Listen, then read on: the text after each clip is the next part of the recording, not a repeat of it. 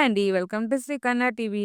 ఈరోజు healthy, tasty బేకరీలో కొన్ని కేకులనే స్పాంజీగా ఉండే కేకును ఓవెన్ వాడకుండా దీంట్లో మైదా వాడం కాబట్టి ఇంట్లోనే హ్యాపీగా, హెల్తీగా పిల్లలకి కేక్ చేసి పెట్టొచ్చు.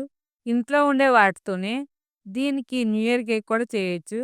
కేక్‌ని ఎలా తయారు చేయాలో చూద్దాం. ఫస్ట్ బాదం, జీడిపప్పు, పిస్తా పప్పుని సన్నగా ముక్కలు చేసుకోండి. ఇవి ఎంత సన్నగా చేస్తే అంత బావుంటాయి. మిక్సీలో అయినా వేసుకోవచ్చు. అరకప్పు బెల్లాన్ని కూడా సన్నగా తరిగి పక్కన పెట్టుకోండి.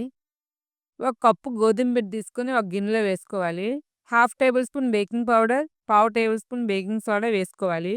వేసుకొని అంతా బాగా కలుపుకొని పక్కన పెట్టుకోవాలి. ఇప్పుడు మిక్సీ జార్ తీసుకొని దాంట్లో 2 గుడ్లు పగలగొట్టుకోవాలి. నెయ్యి వేసుకోవాలి 1 టేబుల్ స్పూన్. కొద్దిగా సన్‌ఫ్లవర్ ఆయిల్ కూడా వేసుకోవాలి. మీ దగ్గర నెయ్యి లేకపోతే నూనె వేసుకోండి. సన్‌ఫ్లవర్ నూనె వేసుకోవాలి. ఒక కప్పు గోధుమ పిండి తీసుకున్నాం కదా! అదే కప్‌తో హాఫ్ కప్పు బెల్లం తీసుకోవాలి. ఈ బెల్లం సన్నగా తరిగి వేసుకోవాలి. 1 టేబుల్ స్పూన్ వెనిల్లా ఎసెన్స్ కూడా వేసుకోవాలి. గోధుమ పిండి తీసుకునే కప్పుతోనే హాఫ్ కప్ పాలు కూడా తీసుకోవాలి. ఇవి హాఫ్ కప్ పాలు కదా! అన్ని పాలు వేయకుండా సగం పాలే వేసి సగం ఉంచుకోవాలి. ఇలా వేసినాక వీటిని గ్రైండ్ చేసుకోవాలి. ఇలా గ్రైండ్ చేసుకున్న దాన్ని గోధుమ పిండిలో వేసి కలుపుకోవాలి. వేసి ఇలా కలుపుకున్నాక మనం పాలు ఉంచుకున్నాం కదా! అవి కొద్ది కొద్దిగా వేసుకొని కలుపుకోవాలి.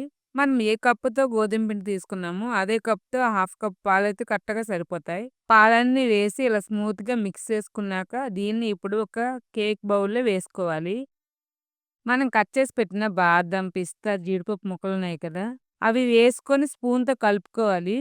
ఇలా కలుపుకున్నాక దీంట్లో ఎయిర్ బబుల్స్ లేకుండా కేక్ బౌల్‌ని ఒకసారి ఈ విధంగా ట్యాప్ చేసుకోవాలి. ఒక కడాయి తీసుకొని దాంట్లో కొద్దిగా వాటర్ పోసుకొని, స్టాండ్ పెట్టుకొని, దానిపైన ఈ కేక్ బౌల్ పెట్టుకొని, దానికి సరిపడా మూత పెట్టుకోవాలి. ఇలా పెట్టుకున్నాక దీన్ని స్టవ్ మీద పెట్టుకొని, స్టవ్ ఫ్లేమ్ మీడియంలో పెట్టుకోవాలి. 25 మినిట్స్‌కి కేక్ అయిపోద్ది. కానీ సెంటర్‌లో మనం చూస్తూ ఉండాలి. కేక్ అయిపోయింది అనుకుంటే ఇలా టూత్ పిక్స్ పెట్టి చూసుకోవాలి. టూత్ పిక్స్ పెట్టినాక దానికేం అంటుకోకుండా బయటకొస్తే కేక్ ఉడుకున్నట్టే. కేక్ అయినాక దీన్ని చల్లారనివ్వాలి. కేక్ చల్లబడినాక కేక్ బౌల్‌కి, కేక్‌కి చాకుతో నెమ్మదిగా వేడి చేయాలి. కేక్ బౌల్ తిరిగేసి ట్యాప్ చేస్తే కేక్ ఇలా వచ్చేస్తది. హెల్తీ డ్రై ఫ్రూట్స్ గోధుమ పిండి కేక్ రెడీ అయిపోయింది. ఇలా ఈజీగా ఇంట్లోనే హెల్తీ స్పాంజ్ కేక్ చేసుకోవచ్చు.